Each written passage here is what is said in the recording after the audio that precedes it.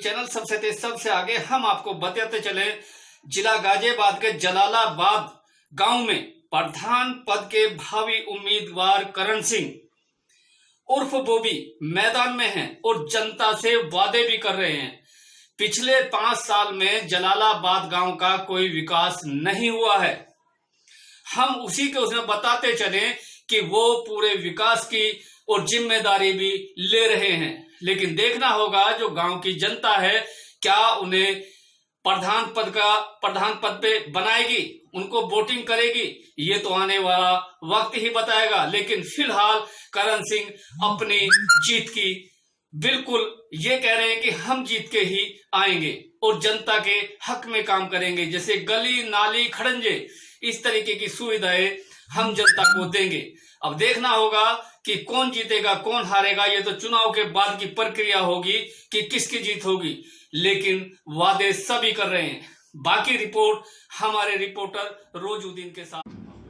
जी, आपका नाम? बोबी। आप जो प्रधान पद के जो प्रत्याशी हैं ग्राम जलालाबाद से, आप जो मैदान में आए हैं वो किन वादों को लेकर मैदान में आए हैं? हमारे गांव में काफ़ी समस्याएं हैं। हमारा गांव पहले से ही परगना है और अभी परगना होने के बाद भी काफ़ी समस्याएं चल रही हैं। ना तो कोई इंटर कॉलेज है, हमने अपने गांव में इंटर कॉलेज बनाने की तैयारी करें, जैसे भी इंटर कॉलेज बनेगा। पानी की टंकी नहीं है तो पानी की टंकी भी लगवाऊंगे। खेल का मैदान कहीं नहीं है, बच्चों को खेलने की ना बड़ी समस्याएं हैं, तो एक खेल का मैदान ही बनवाऊंगी। स्वच्छ भारत के तहत जो ग्रामवासियों को शौचालय की समस्याएं हो रही हैं, उन समस्याओं का समाधान करेंगे।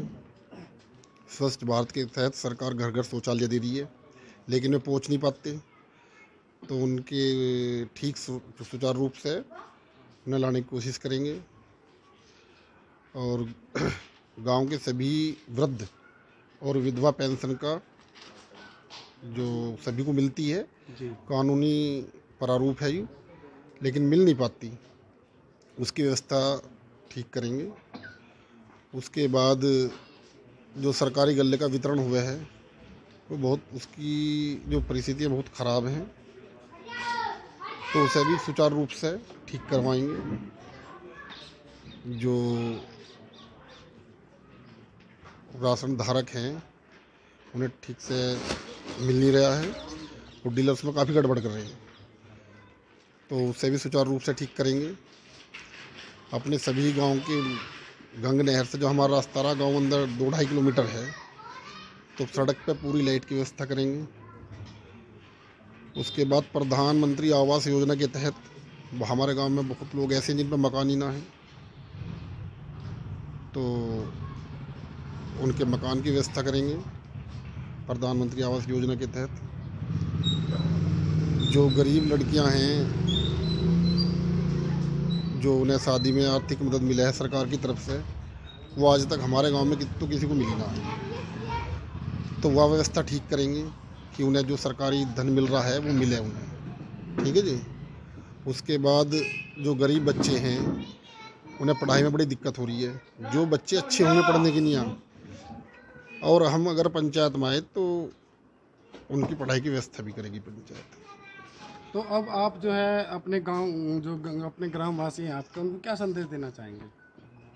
बस यही संदेश है कि भैया जो अब कैंडिडेट आपके सामने खड़े हैं उनमें से जो गांव का विकास करे और गांव के बीच रहे तो उसे वोट करो। प्रधान जी, मैं आपसे एक बात यहाँ पर पूछना चाहूँगा। जैसे हर 5 साल बाद चुनाव आते हैं और एक नया चेहरा सामने आता है और प्रत्याशी जनता को लुभाने के लिए नए नए वादे करते हैं, जैसे आपने घोषणा पत्र में दिया हुआ है। ये वादे जो आप जनता के सामने कर रहे हैं या कागज़ तक सीमित रहेंगे, आप करके भी दिखाएंगे? हम नए ना है पुराने, पिछले 10 साल से मेहनत कर रहे हैं इसी ग्राउंड में और लोगों के बीच रह रहे हैं, तो यहाँ लोगों को पता है कि ये घोषणा पत्र जो है घोषणा पत्र ना है, ये पक्का वायदा है और ये काम होगा। सब जनता जाने, पूरी जनता। जिंदाबाद! प्रधान! जिंदाबाद! जय जवान! जय किसान! जय जवान!